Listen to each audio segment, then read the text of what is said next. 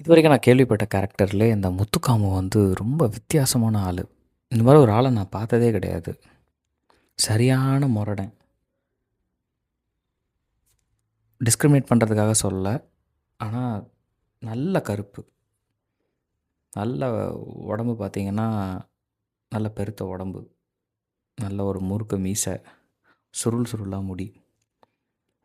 வேலையே எவன்கிட்டயாவது வம்பு இழுத்து எவனையாவது அடிச்சுக்கிட்டு புரள்றது, ரோட்டில் உருள்றது, இது மட்டும்தான். நல்லா திம்பான். கோழி மட்டும் கோழி கறி சேவக்கறி ஆக்கி போட்டால் நல்லா மூக்கு முட்டை சாப்பிட்டுட்டு நல்லா தூங்குவான்.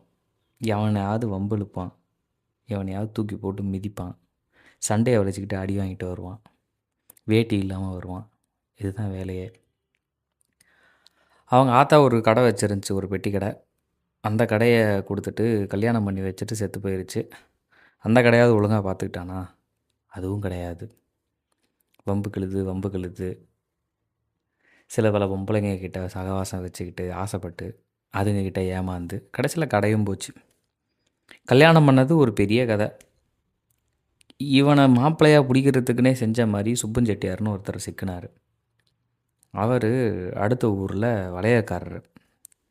வளையக்காரர்னா வளையல்லாம் எடுத்துக்கிட்டு வீடு வீடாக போய் பொம்பளைங்களுக்கு கையை பார்த்து, அளவை பார்த்து, நிறத்தை பார்த்து விதவிதமாக கண்ணாடி வளையல் போடுறவர்.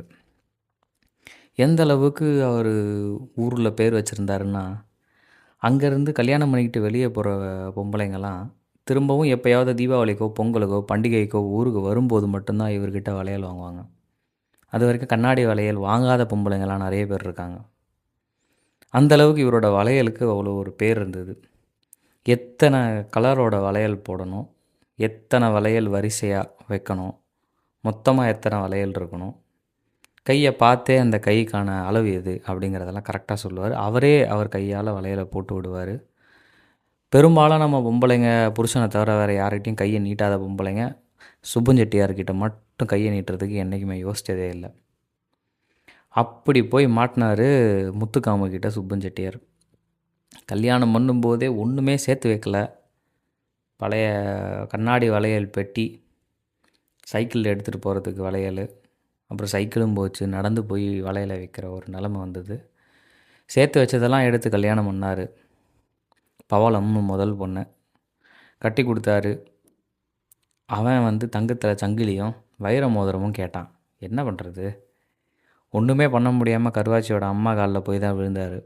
அந்த அம்மா ஒரு தங்க செயின் சங்கிலியை கொடுத்து கல்யாணம் பண்ணி வச்சாங்க. அந்த சங்கிலியை அவனுக்கு போட்டு சேர்த்து வச்ச காசெல்லாம் வச்சு ஒரு பொண்ணுக்கு கல்யாணம் பண்ணிட்டார். 2வது பொண்ணை கரை சேர்க்கறதுக்கு அவருக்கு சக்தியே இல்லை. ஒரு படுத்த படுக்கை ஆகிட்டார். வளையல் வாங்குறதுக்கு ஆள் இல்லை. எல்லாம் டவுனுக்கு போக ஆரம்பிச்சிட்டாங்க. பஸ்ஸு வந்துருச்சு. கண்ணாடி வளையல் போடுற பொம்பளைங்களே வந்து இப்போ பார்க்குறதுக்கு ரொம்ப கம்மியான ஒரு காலமாயிருச்சு. என்ன பண்ணுறதுன்னு தெரியல. சரி, முத்துக்காமும் பவளமாவது நல்லா இருந்தாங்களா? இல்லை. பவளத்துக்கு வயிற்றில் எதுவுமே உண்டாகலை. முத்துக்காமு வந்து வைர மோதிரத்துக்கும் அடிக்கிறான், வயிற்றில் ஒன்றும் இல்லாததுக்கும் அடிக்கிறான். எது மேலே அவனுக்கு நிறைய கோவம்னு தெரியல.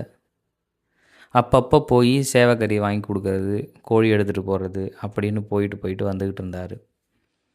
வைர மோதிரம் எங்கே, வயிற்றில் ஏன் ஒன்றும் இல்லைன்னு கேட்டுக்கிட்டே இருக்கிறவன் கொஞ்ச நாள் கழித்து அடிக்க ஆரம்பிச்சிட்டான்.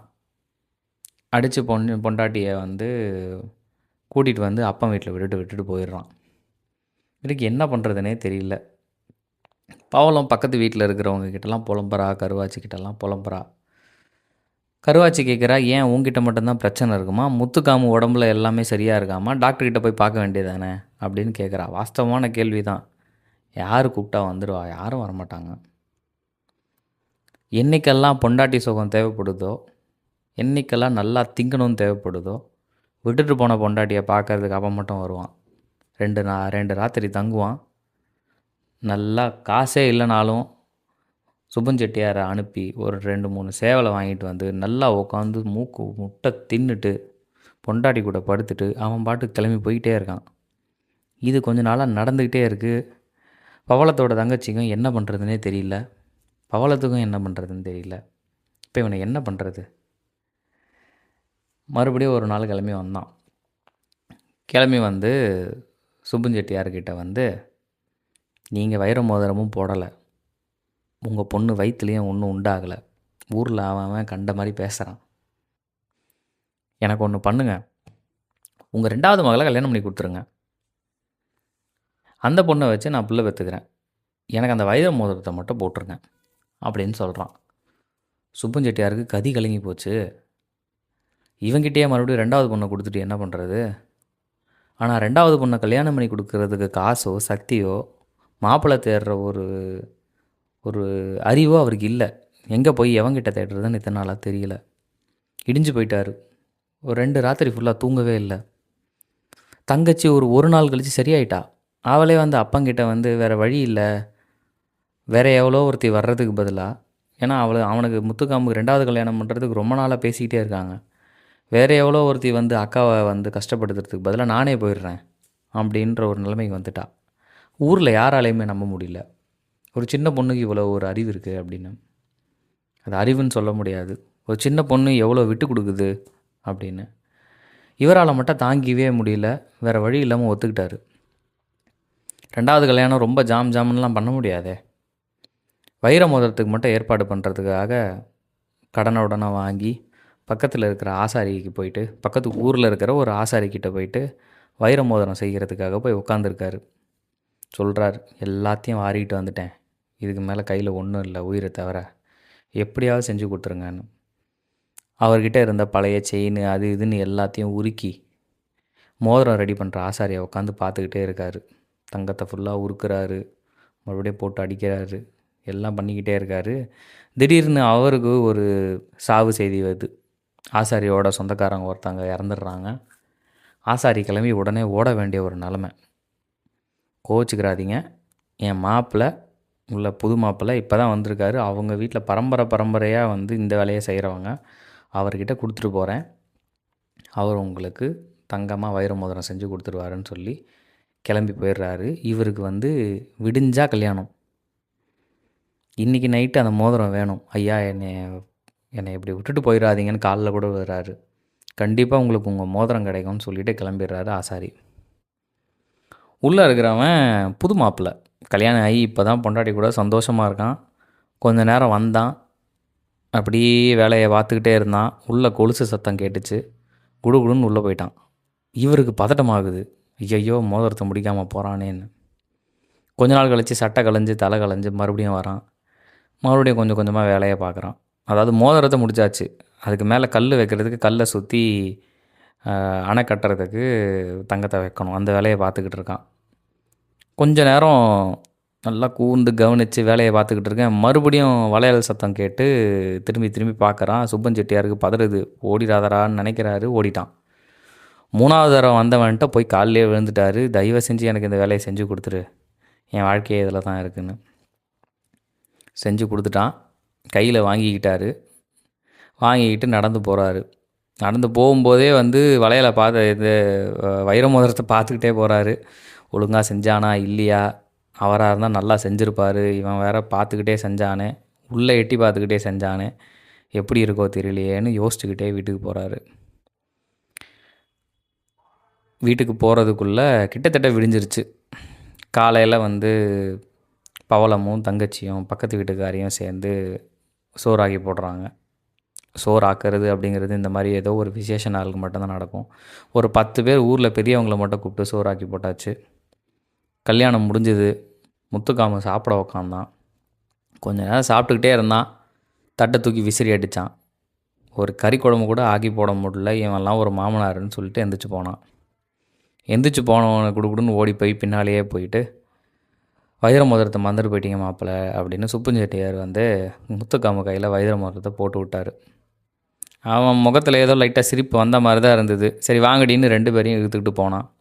ஊர் எல்லைக்கு போனவனை அங்கேருந்து ஊர்லேருந்து ஓடி வராரு. 2 பொண்ணுங்களும் பார்த்துக்கிட்டு வண்டியை நிப்பாட்ட சொல்கிறாங்க, மாட்டு வண்டியை. அங்கேருந்து வராரு. மாப்பிள்ளை, என்னால் கறி சோறு ஆக்கி போட முடியல, இந்த கோழியாவது வச்சுக்கோங்க அப்படின்னு கொடுத்துட்டு போகிறாரு. பொண்ணுங்க 2 கண் கலங்கி நிற்குதுங்க. அப்போ இப்படி இந்த காலத்தில் கூட நமக்காக ஓடிக்கிட்டு இருக்கிறத நினச்சி இனிமேலாவது அவருக்கு ஓட வேண்டிய நிலைமை வரக்கூடாது அப்படின்னு நினச்சதுங்க. முத்துக்காம்பு வீட்டுக்கு கூப்பிட்டு போனான். கொண்டு வந்த கோழியை கொடுத்து குழம்பு வைங்கடி அப்படின்னு சொன்னான். 2 பேரும் வந்து உலையில் குத்திக்கிட்டு இருந்தாளுங்க நெல்லை.